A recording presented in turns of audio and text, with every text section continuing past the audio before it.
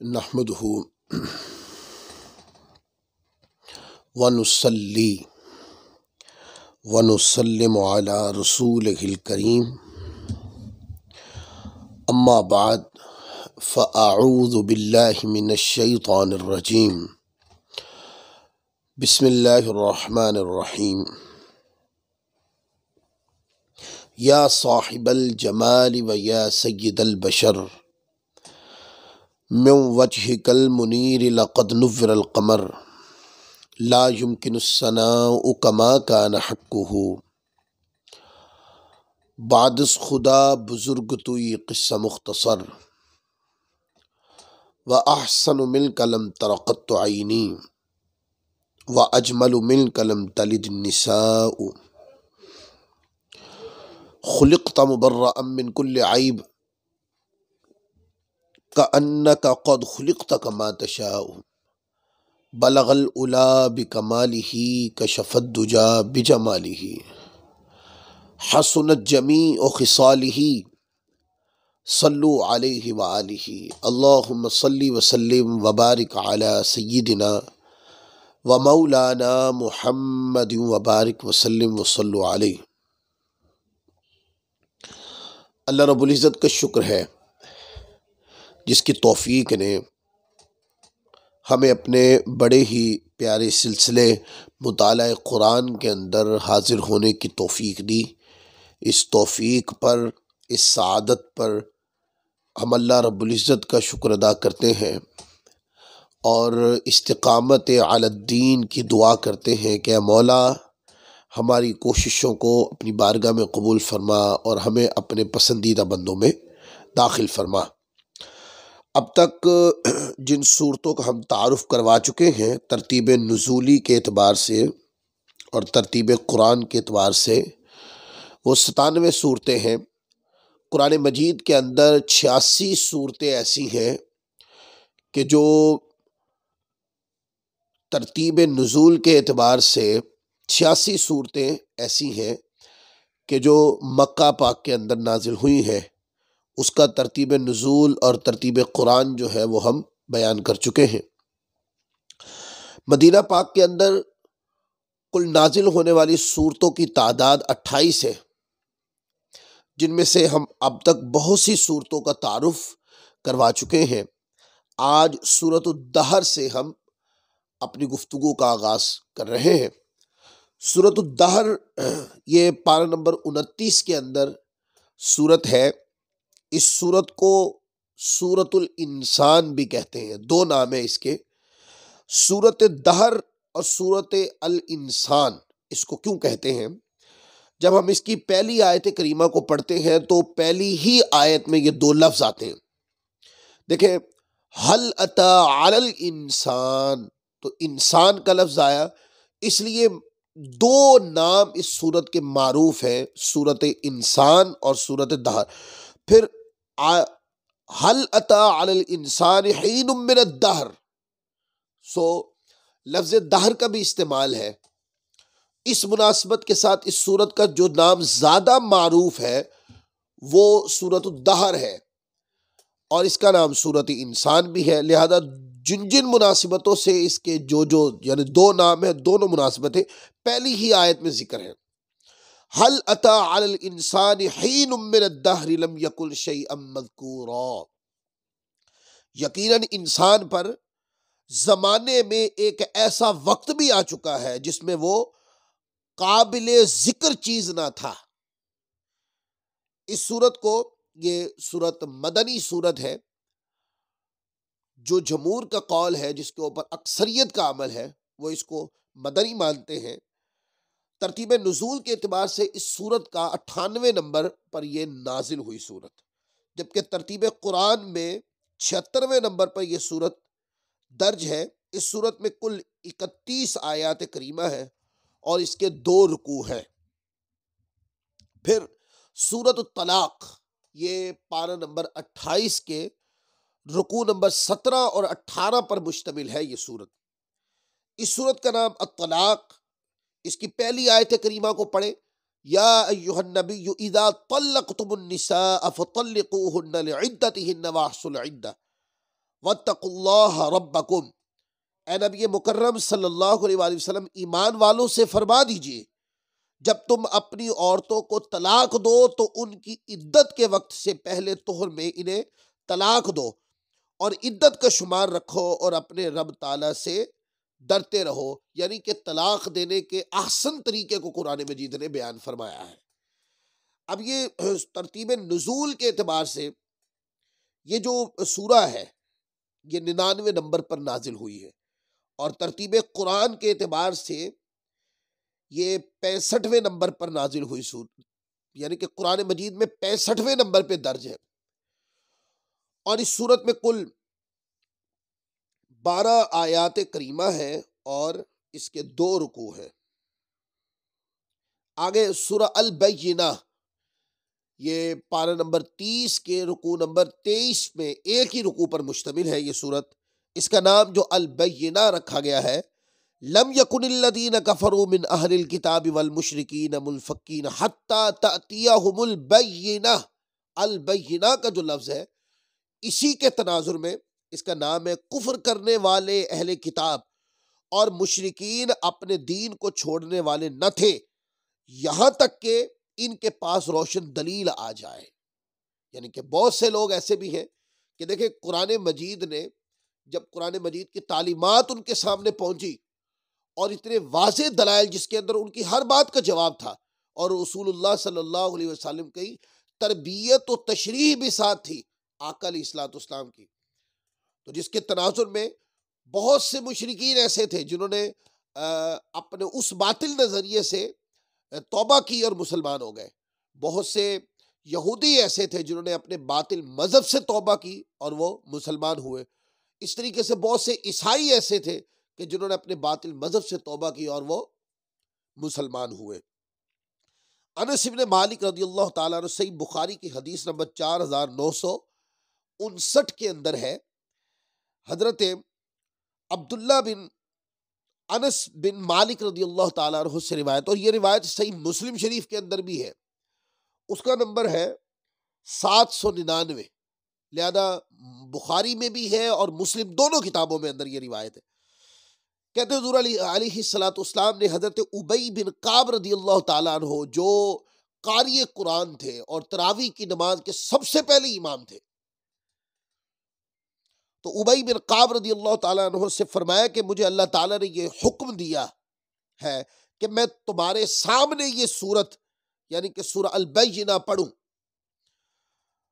تو کہتے ہیں کہ حضرت ابی بن کعب رضی اللہ تعالیٰ عنہ نے حضور کی بارگاہ میں یہ گزارش کی، عرض کی یا رسول اللہ صلی اللہ علیہ وسلم، اللہ تعالیٰ نے میرا نام لیا تھا؟ ہائے ہائے۔ آقا علیہ الصلوۃ والسلام نے فرمایا ہاں۔ تو حضرت ابی بن کعب نے یہ بات سننے کے بعد بے سخت آپ کی آنکھوں سے آنسو جاری ہو گئے۔ تو ترتیب نزول کے اعتبار سے یہ سورت 100 نمبر پر نازل ہوئی، جبکہ ترتیب قرآن میں 98 نمبر پر ہے۔ اس سورت میں کل 8 آیات ہیں، ایک ہی رکوع ہے۔ اس کے بعد سورت الحشر، یہ پارہ نمبر 28 کے اندر ہے، اور پارہ نمبر 28 کے رکوع نمبر 4 سے اس کی ابتدا ہوتی ہے، پھر رکوع نمبر 4 ہے، 5 ہے، 6 ہے، یہ 3 رکوعوں پر مشتمل ہے یہ سورہ الحشر، اور اس کا نام جو الحشر ہے وہ ہے، آیت کریمہ دیکھیں سورۃ حشر کی، هو الذی اخرج الذین کفروا من اہل الکتاب من دیارہم لاول الحشر، وہی ہے جس نے اہل کتاب میں سے کافروں کو پہلی بار جلا وطن کرنے کے لیے ان کو ان کے گھر سے نکالا۔ اس سورت کا نام سورہ بنی النذیر بھی ہے لیکن معروف سورۃ الحشر ہی ہے۔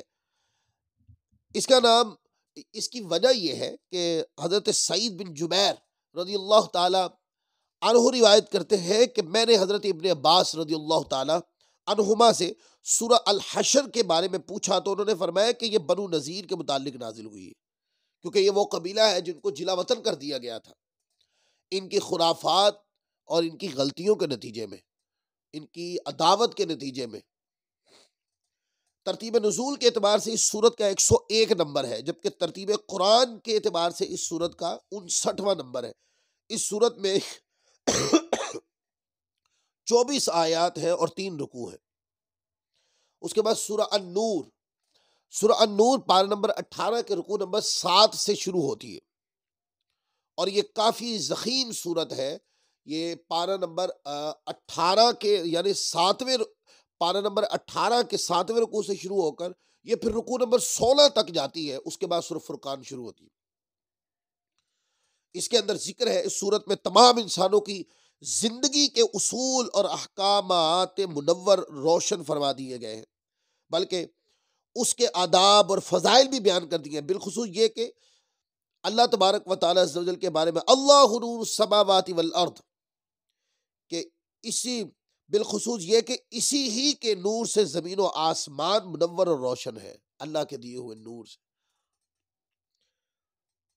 اچھا، یہ جو سورہ ہے، یہ سورہ جو ہے اس کے شان نزول میں ایک بہت بڑی بات ہے کہ جب منافقین نے سیدہ عائشہ صدیقہ رضی اللہ تعالیٰ پہ تہمت لگائی، تو اس تہمت کے رفع کرنے میں کہ منافقین غلط ہیں، سیدہ عائشہ صدیقہ رضی اللہ تعالیٰ طیب و طاہر اور پاک ہیں، اس تناظر میں یہ سورہ نازل ہوئی۔ جب ہم اس کے پہلے رکوع کو پڑھتے ہیں، پہلے کو، دوسرے کو، تیسرے کو، یہ رکوعات ہم پڑھتے ہیں، تو اس میں سیدہ عائشہ صدیقہ رضی اللہ تعالیٰ کے دفاع میں بہت ساری قرآن پاک کی آیات آتی ہیں۔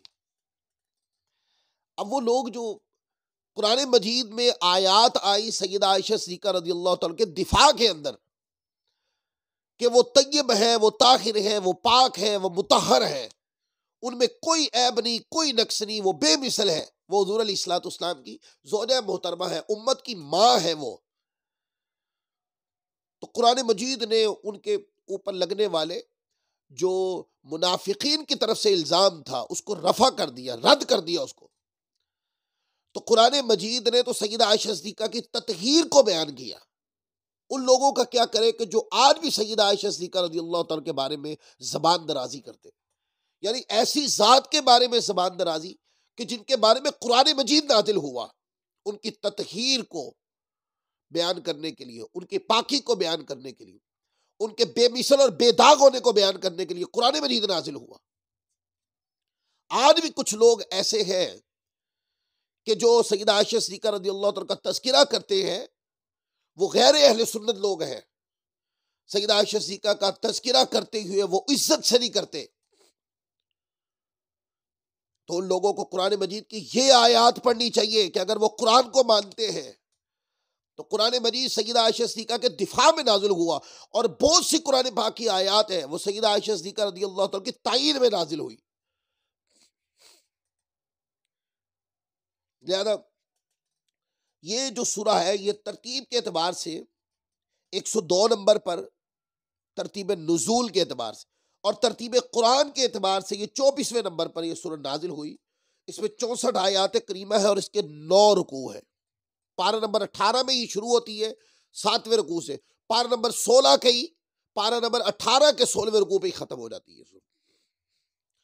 اس کے بعد سورہ الحج ہے، یہ پارہ نمبر 17 میں ہے، رکوع نمبر 8 سے شروع ہوتی ہے، اور یہ پھر پارہ نمبر 17 کے اینڈ پر جا کر ختم ہو جاتی ہے۔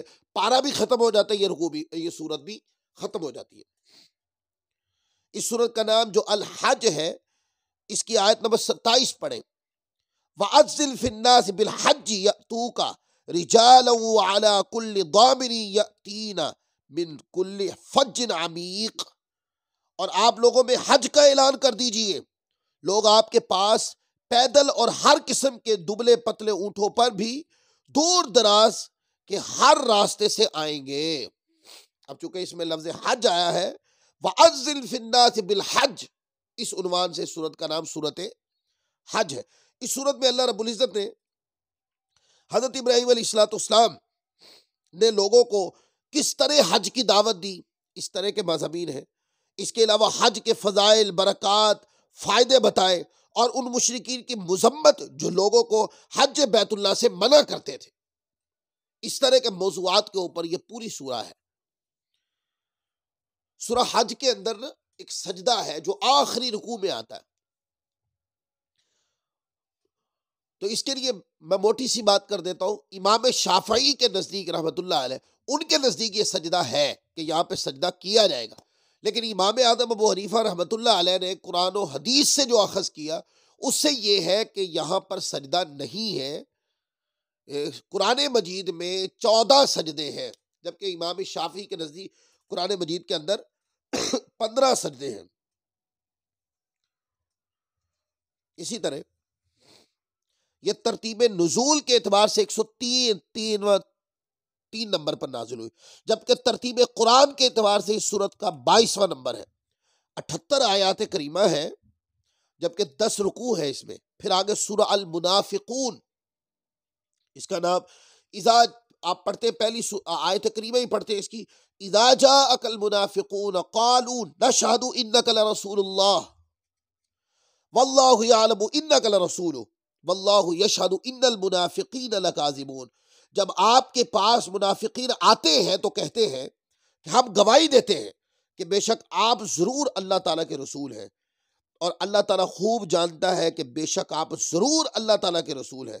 اللہ تعالیٰ گواہی دیتا ہے کہ بے شک منافقین ضرور جھوٹے ہیں.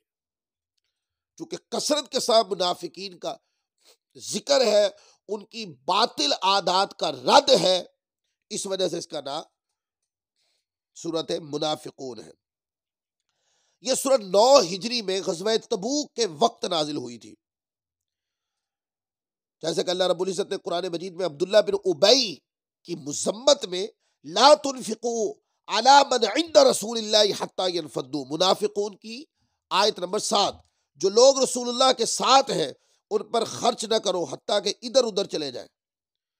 اس درجہ بالا آیات کریمہ کے متعلق حضرت زید بن ارقم رضی اللہ تعالی عنہ بیان کرتے کہ میں ایک غزوہ میں تھا، میں نے خود عبداللہ بن ابی لعین کو یہ کہتے ہوئے سنا کہ وہ پھر کہتے مزید بیان کرتے ہیں کہ میں نے اس کو یہ بھی کہتے ہوئے سنا، جیسے کہ اللہ رب العزت نے قرآن مجید میں عبداللہ بن ابی منافق اعظم کے متعلق فرمایا لَإِن رَجَعْنَا إِلَى الْمَدِينَةِ لَيُخْرِجَنَّ الْأَعَزُّ مِنْهَا الْأَذَلَّ. یہ بھی سورہ منافقون کی آیت نمبر 8 ہے. اب اگر ہم مدینہ واپس جائیں گے تو وہاں سے عزت والا ذلت والے کو نکال دے گا. تو اس تناظر میں یہ اس کے مضامین بھی ہیں، منافقین کے رد کے اوپر مضامین بھی ہیں. وہ جو تعلیمات اسلامیہ سے روگردانی کرتے رہتے تھے اور مسلمانوں میں پھوٹ ڈالنے کے لیے وہ کوششیں کرتے رہتے تھے، تدبیریں کرتے رہتے تھے، ان کے رد میں یہ ہے. پوری صورت ہے ترتیب نزول کے اعتبار سے 104 نمبر پر نازل ہوئی، جبکہ ترتیب قرآن کے اعتبار سے 63ویں نمبر پر نازل ہوئی. اس صورت میں کل آیات 11 ہیں اور 2 رکوع ہیں اس کے. پھر آگے صورت مجادلہ، یہ پارہ نمبر 28 ہے، اور اس کا پہلا، دوسرا اور تیسرا یہ 3 رکوعات کے اوپر یہ سورہ مشتمل ہے. اس کی پہلی آیت کریمہ پڑھے جس میں لفظ مجادلہ، یعنی جس مناسبت سے یہ آیت کا سورت کا نام ہے، قد سمع اللہ قول التی تجادلک فی زوجها وتشتکی الی اللہ واللہ یسمع تحاورکما ان اللہ سمیع بصیر. لفظ ہے تجادلک، اسی سے مجادلہ ہے. بے شک اللہ تعالیٰ نے اس عورت کی بات سنی جو اپنے شوہر سے متعلق آپ سے بحث و تکرار کر رہی تھی اور اللہ تعالیٰ سے شکایت کر رہی تھی، اور اللہ تعالیٰ آپ دونوں کی گفتگو سن رہا تھا. بے شک اللہ تعالیٰ خوب سننے والا، خوب دیکھنے والا ہے.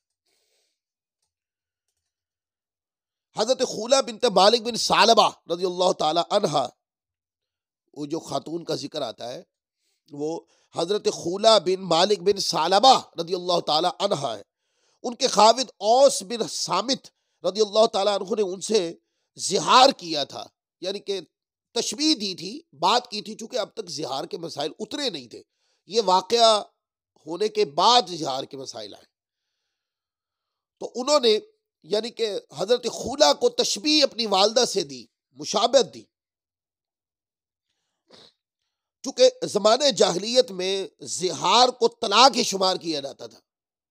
جس نے ایسا کہہ دیا، تشبیہ دی بیوی کو تشبیہ ماں کے ساتھ یا بہن کے ساتھ دی، تو لوگ اس کو طلاق تصور کرتے تھے ایام جاہلیت میں. تو چونکہ زہار کے ابھی مسائل نازل نہیں ہوئے تھے، تو اب حضرت خولہ رضی اللہ تعالی عنہا بہت پریشان ہوئی، اور اس وقت تک زہار سے متعلق کوئی شرعی حکم نازل نہ ہوا تھا. اس لیے وہ حضور علیہ السلام کی خدمت اقدس میں حاضر ہوئی تاکہ اس مسئلہ کا حضور سے حل معلوم کریں۔ انہوں نے حضور علیہ السلام سے اس مسئلہ میں کافی بحث و تکرار کی، اس لیے اس خاتون کو مجادلہ کہا گیا۔ انہی کی مناسبت سے اس سورت کا نام المجادلہ ہے اور اسی واقعے کے تناظر میں یہ سورت نازل ہوئی۔ اور پھر اس میں پوری سورت میں زہار کے مسائل کو بیان کیا گیا۔ ترتیب نزول کے اعتبار سے اس سورت کا 105واں نمبر ہے۔ ترتیب قرآن کے اعتبار سے یہ 58 نمبر پر نازل ہوئی۔ اس سورت میں کل 22 آیات ہیں، 3 رکوع ہے۔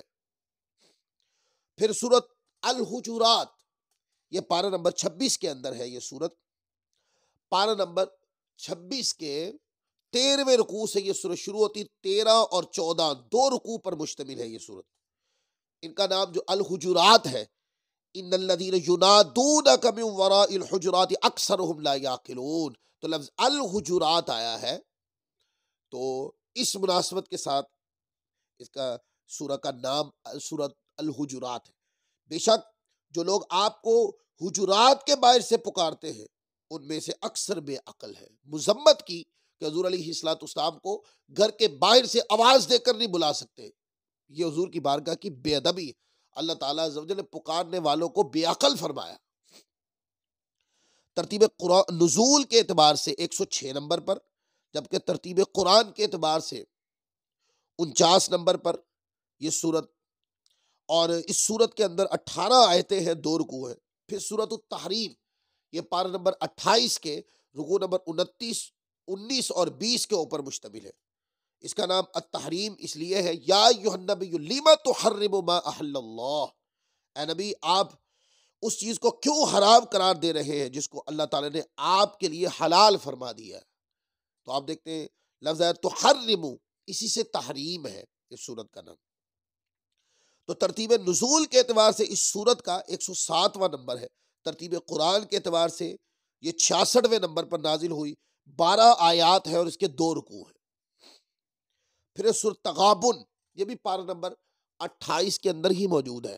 سورۃ منافقون جب ختم ہوتی ہے تو اس کے بعد سورۃ تغابن شروع ہوتی ہے پارہ نمبر 28 کے اندر۔ تو اس کا نام جو تغابن ہے، یہ سورۃ تغابن کی آیت نمبر 9 کو دیکھیں، اس کے اندر یوم یجمعکم لیوم الجمع ذالک یوم التغابن، یہ لفظ التغابن جو ہے اس کے تناظر اس مناسبت کے ساتھ سورت کا نام سورت تغابن ہے۔ ترجمہ ہے، جس دن وہ تم سب کو جمع ہونے کے دن جمع ہونے کا فرمائے گا، وہی دن کفار کے لیے نقصان کا دن ہے۔ ترتیب نزول کے اعتبار سے 108 نمبر پر یہ سورت نازل ہوئی۔ ترتیب قرآن کے اعتبار سے یہ 64ویں نمبر پر نازل ہوئی، 18 آیات ہیں اس کے اندر، 2 رکوع ہیں۔ پھر سورت صف، یہ بھی پارہ نمبر 28 ہی ہے۔ جب پارہ نمبر 28 میں الممتحنہ، جس کا پیچھے تعارف سن چکے ہیں، اس سورت کے بعد یعنی 7واں 8واں 9ویں رکوع سے سورت الصف پارہ نمبر 28 میں شروع ہوتی ہے۔ ان کا نام جو سورت کا نام صف ہے، وہ اس کی آیت نمبر 4 پڑھیں، ان اللہ یحب الذین یقاتلون فی سبیلہ صفا کأنہم بنیان مرصوص، تو صفا اسی سے سورت صف ہے۔ بے شک اللہ تعالیٰ ان لوگوں سے محبت کرتا ہے جو اس کی راہ میں صف بستہ قتال کرتے ہیں، جیسے وہ سیسا پلائی ہوئی دیوار ہو، یعنی ان لوگوں کی تعریف بیان کی کہ جو اللہ تعالیٰ کے دین کی خاطر اپنی جان کی پرواہ بھی نہیں کرتے۔ ترتیب نزول کے اعتبار سے 109ویں نمبر پر نازل ہوئی۔ ترتیب قرآن میں 61ویں نمبر پر، اس سورت میں 14 آیات ہیں اور 2 رکوع ہیں۔ پھر سورت الجمعہ، یہ بھی پارہ نمبر 28 کے اندر ہی موجود ہے۔ ان کا نام سورت کا نام الجمعہ جو رکھا گیا، اس کی آیت نمبر 9 پڑھیں، یا ایھا الذین آمنوا اذا نودی للصلاۃ من یوم الجمعۃ فاسعوا الی ذکر اللہ وذروا البیع ذالکم خیر لکم ان کنتم تعلمون۔ اے ایمان والو، جب جمعہ کے دن نماز کے لیے اذان دی جائے تو تم اللہ تعالیٰ کے ذکر کی طرف دوڑ پڑو، یعنی جلدی کرو، اور خرید و فروخت چھوڑ دو، یہ تمہارے لیے بہتر ہے اگر تم جانتے ہو۔ اس صورت میں اللہ رب العزت کی حمد، کیونکہ تسبیح سے یہ سورہ شروع ہوتی ہے، اللہ تعالیٰ کی حمد و ثنا کے بعد حضور علیہ الصلوۃ والسلام کی بعثت کے فضائل ذکر ہے۔ اس میں یہود کی مذمت بھی ہے کہ وہ ہفتے کے دن کو افضل سمجھتے تھے، اور پھر اسلام میں جمعوں کا دن افضل قرار دیا گیا۔ ترتیب نزول کے اعتبار سے 110 نمبر پر یہ سورت نازل ہوئی۔ ترتیب قرآن میں یہ 62ویں نمبر پر نازل ہوئی۔ اس سورت میں 11 آیتیں 2 رکوع ہیں۔ سورہ الفتح، جس کو سورت فتح بھی کہتے ہیں، یہ پارہ نمبر 26 کے رکوع نمبر 9 سے شروع ہوتی ہے۔ 9، 10، 11 اور 12 4 رکوعوں پر مشتمل ہے یہ سورت، اور اس کا نام جو فتح رکھا گیا ہے، اِنَّا فَتَحْنَا لَكَ فَتْحًا مُبِينًا، بے شک ہم نے آپ کو وعدِ فتح عطا فرمائی۔ کہتے ہیں کہ امام واحدی رحمۃ اللہ علیہ، جو تفسیر کے بہت بڑے امام ہیں، بیان کرتے ہیں یہ سورہ مکہ معظمہ اور مدینہ منورہ شریف میں نازل ہوئی۔ اس وقت مسلمان عمرہ کے لیے جانا چاہتے تھے، مشرکین مکہ ان کے آگے حائل ہو گئے اور ان کو بیت اللہ شریف کی زیارت کے لیے مکہ معظمہ جانے نہیں دے رہے تھے، اور یہ بہت ہی رنج اور افسوس کا موقع تھا۔ تب اللہ رب العزت نے یہ سورہ نازل فرمائی۔ اس سورت میں بشارت دی گئی ہے، یعنی وہ جو حدیبیہ کا واقعہ ہے، بشارت دی گئی ہے، کیونکہ حدیبیہ والا واقعہ اسی مقام پر ہوا۔ حضور علیہ الصلوۃ والسلام نے، چونکہ حضرت عثمان غنی رضی اللہ عنہ کے بارے میں ایک بات پھیل گئی تھی کہ ان کو کہیں شہید نہ کر دیا گیا ہو، تو اس پر بیعت بھی حضور علیہ الصلوۃ والسلام نے اسی مقام پر لی۔ تو صلح حدیبیہ فتح مکہ کی تمہید تھی، اور اب وہ وقت بہت قریب ہے کہ جب اللہ رب العزت مسلمانوں کو کفار مکہ پر مکمل غلبہ عطا فرمائے گا۔ اور خاص طور پر اس صورت میں یہ بھی فرمایا گیا کہ جو منافق لوگ حضور اقدس صلی اللہ علیہ وآلہ وسلم کے ساتھ عمرہ کے لیے نہیں آئے، ان کے متعلق رسول اللہ صلی اللہ علیہ وآلہ وسلم کو آگاہ فرما دیا گیا کہ اب وہ لوگ مختلف ہیلے بہانے کر کے حضور علیہ الصلوۃ والسلام کے پاس معذرت کی درخواست لے کر حاضر ہوں گے، لہذا آپ صلی اللہ علیہ وسلم ان لوگوں کو بتا دیں کہ اب ان منافقین کا معاملہ اللہ کے سپرد ہے۔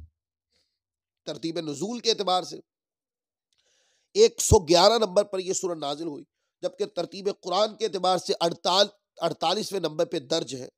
اس سورت میں 29 آیات اور 4 رکوع۔ سورہ المائدہ، سورۃ المائدہ جو ہے، اس کا نام المائدہ اس لیے ہے کہ اس کے اندر وہ دسترخوان کا ذکر ہے جو حضرت عیسیٰ علیہ الصلوۃ والسلام نے دعا فرمائی تو آسمان سے دسترخوان نازل ہوا، اس مناسبت کے ساتھ اس سورت کا نام المائدہ رکھا گیا۔ اس سورت کی اکثر آیات جو ہیں وہ 5 تا 7 ہجری کے درمیان نازل ہو، جبکہ اس سورت کی چند آیات کا نزول میدان عرفات میں بھی ہوا۔ اسی طرح اور سورت مائدہ قرآن مجید کی وہ سورت ہے جس کے اندر سب سے زیادہ احکامین کے مضامین بیان کیے گئے، مطلب کم و بیش کوئی 18 قسم کے احکام بیان کیے گئے اس ایک ہی سورت کے اندر۔ اس میں ان میں حرام جانوروں کی تفصیل کو بھی ذکر کیا گیا، فال کھولنے کی حرمت کو، شکار کے احکام کو، اہل کتاب کے ذبیحہ کا حکم، طہارت کی تفصیل، چوروں کی سزا، حالت احرام میں شکار کی پابندی، اور بتوں کے نام پر چھوڑے ہوئے جانور، وسیلہ، حام وغیرہ کا حکم، وصیت اور اس پر گواہی کا حکم، اور اذان وغیرہ کے احکامین، 18 قسم کے احکامین اس ایک ہی صورت کے اندر نازل فرمائے۔ یہ قرآن مجید کی واحد صورت ہے جس کے اندر سب سے زیادہ احکامین کے مضامین موجود ہیں۔ ترتیب نزول کے اعتبار سے اس صورت کا 112واں نمبر ہے، جبکہ ترتیب قرآن کے اعتبار سے 5ویں نمبر پر نازل ہوئی۔ اس میں 120 آیات ہیں اور 16 رکوعات ہیں۔ آج کا بیان اسی مقام پر ختم کرتے ہیں۔ انشاءاللہ جو 2 صورتیں رہ گئی ہیں انشاءاللہ اس کا تذکرہ پھر اگلے بیان میں ہم کریں گے۔ اللہ تبارک و تعالی عز و جل ہماری اس کاوش کو اپنی بارگاہ میں قبول و منظور فرمائے۔ وما علینا الا البلاغ المبین۔